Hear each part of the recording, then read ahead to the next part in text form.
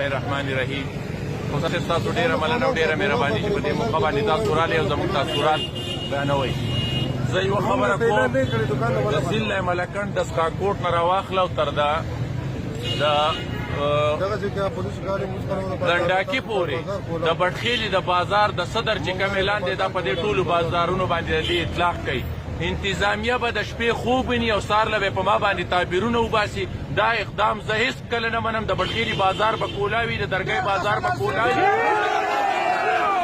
د کاڼې بازار به کولاوي، د توتکان بازار به کولاوي، پل څوکۍ به کولاوي. چې در څو پورې د دې صدرانو سره خبره نه کړي موږ هیڅ قسمه د اقدام ته تیار نه یو.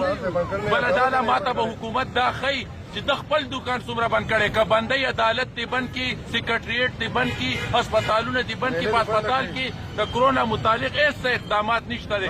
هسپتال دې ماته وښایي. دوی دې تنخواګانې بندې کړي او زه به ورته د تاجرانو دلته لیو والا ګرځي وایي مونږ ته اډر دی. زه وایم ستا ای سي دې راشي، ستا ډي سي دې راشي او ستا دا کمشنر دې راشي په بټخیلي په بازار کې په ما دوکان دا زما مېته چې سره بټخیلي ټولو دوکاندارانو ته وایم چې په خپلو دوکانونو کې کښېنئ او خپل دوکانونو کې خپل روزګار جاري ساري ساتئ. ډېره مهرباني